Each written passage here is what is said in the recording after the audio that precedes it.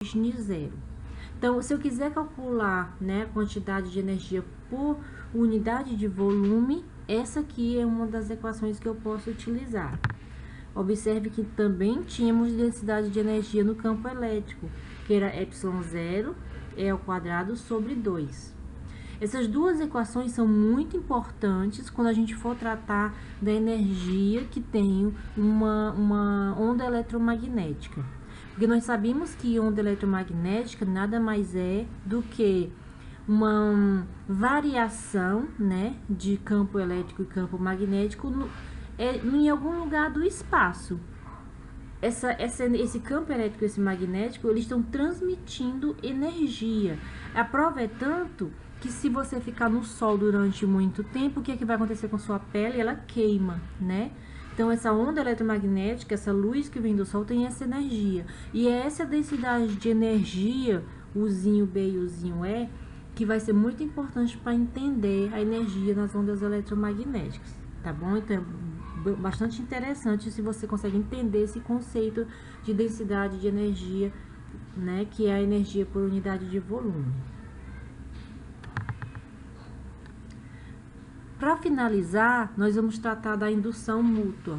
Não é novidade, a indução mútua nada mais é do que os experimentos de Faraday, que nós falamos no início do capítulo, com as duas bobinas, só que agora nós vamos falar de uma maneira mais matemática. Naquele momento a gente tratou a lei de Faraday mais numa maneira de discutir, né, o que acontecia e dar o conceito da força eletromotriz. Agora nós estamos realmente pensando de uma maneira numérica, quantitativa a respeito daquele experimento. E como envolve duas bobinas, a gente chama de indução mútua, tá certo? Para quê? Para diferenciar da nossa indução, da nossa autoindução, que é a indução que ocorre quando eu tenho apenas uma bobina e a corrente dessa bobina está variando, né? Nós temos a autoindução. Aqui nós temos duas bobinas, uma bobina está induzindo, né, tá causando indução na outra, então nós chamamos de indução mútua.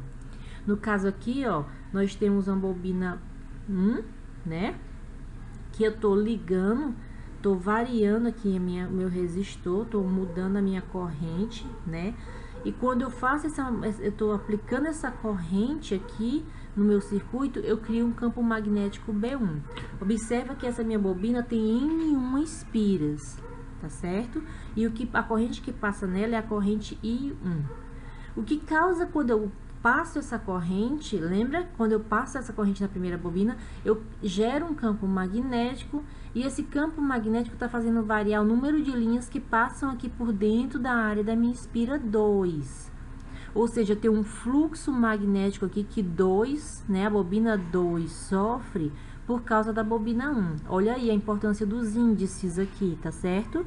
Então, fluxo, né, o fluxo aqui que a bobina 2 sofre por causa das linhas de campo geradas pela bobina 1.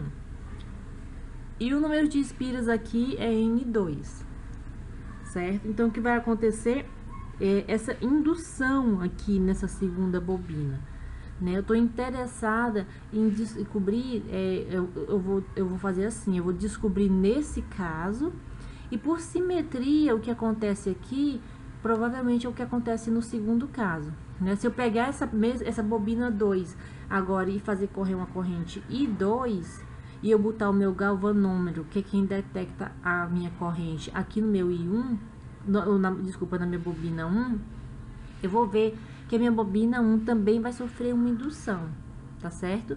Então, a gente vai chegar numa relação entre essas duas induções aqui, tá bom? A indução entre essas duas bobinas. Então, vamos lá, vamos ver como é que vai acontecer. A indutância mútua nada mais é do que o experimento de Faraday, né, que nós discutimos no início do capítulo. Quando a gente discutiu indutância, nós definimos que indutância era Nφ. Esse Nφ, lembra que é o enlaçamento do campo magnético, né, dividido por I. Se eu estou escrevendo agora no caso do meu experimento, né, de indução mútua, eu vou chamar a minha indutância de M21. né, que é a indutância na espira 2 devido à espira 1, tá certo? O que eu vou ter aqui, eu não tô interessada na indutância da espira 2. Então, como é que é a espira 2? Ela tem N2 espiras e o enlaçamento magnético é o fluxo que passa na bobina 2 devido a 1. Quem gera esse fluxo, né, é a corrente I1. Tá? Então, isso aqui nada mais é do que a minha definição de indutância, tá? Só que agora eu tô com uma nomenclatura relacionada justamente às informações que eu tinha no diagrama anterior, tá bom? A gente pode reorganizar esse M21, né? A gente pode, reorganizar essa equação como M21 vezes I1, tá? Vou passar esse I1 para cá multiplicando e eu vou ficar aqui ser igual a N2, né? E o enlaçamento magnético 2,1. Se a corrente I1 variar com o tempo, certo? Nós teremos que, ó, se I1 variar, significa que o fluxo vai variar, né? Se I1 variar, tá aqui, se I1 variar no tempo, o meu fluxo, né, vai variar também. Então, eu posso escrever a equação dessa maneira. Acontece que nós já conhecemos, né, esse lado aqui da equação, tá certo? Esse lado da equação aqui, ele nada mais é do que a nossa lei de Faraday, né? Esse lado nos diz a força eletromotriz. Lembra? Definição de força eletromotriz, que é a variação do fluxo no tempo. A gente fez só para uma espira, quando a gente escreveu a definição da lei de Faraday. Nesse caso aqui, é quando eu tenho N duas espiras, tá certo? Então, escrevendo a lei de Faraday para os dois casos, né?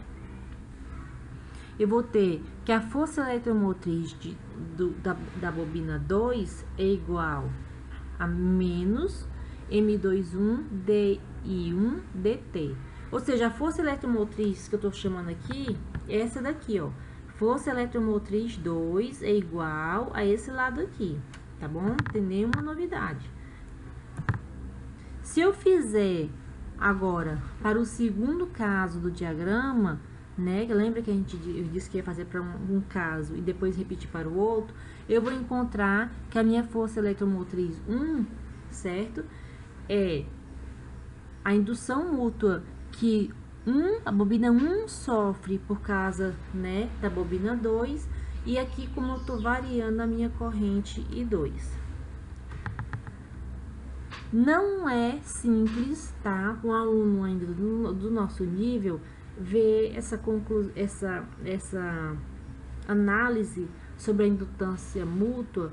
Não é simples ver que o M21 é igual ao M12, mas isso é verificado já e já é, vamos dizer assim, amplamente conhecido. Essas duas indutâncias, certo? Elas são iguais.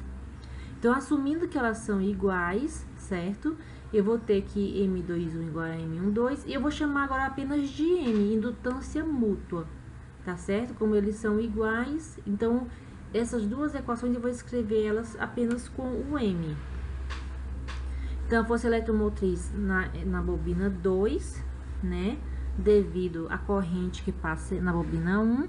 E aqui embaixo eu tenho a força eletromotriz na bobina 1, devido à corrente 2 que passa na bobina 2. Olha só, né? Como elas são bem, como é que eu posso dizer? Simétricas, né? Uma em relação à outra, tá? E observe que nessa equação, agora apareceu um sinal negativo, que nada mais é do que a complementação da lei de Faraday, que é a lei de Lenz, né? Que dá origem à direção da corrente, dá origem à polaridade da força eletromotriz aqui induzida, tá? Porque tem que sempre se opor à variação que está ocorrendo. Então, a força eletromotriz 2 aqui, ela vai surgir se opondo à variação da corrente 1, e a força eletromotriz 1 na bobina 1 vai surgir se opondo à variação na corrente 2. Tudo muito parecido com o que a gente discutiu anteriormente. Então, assim, eu peço apenas que vocês leiam a finalização do capítulo, tá certo? E a gente, então, no próximo encontro vai resolver exercícios a respeito do nosso capítulo 30, tá joia? Então, bons estudos para vocês.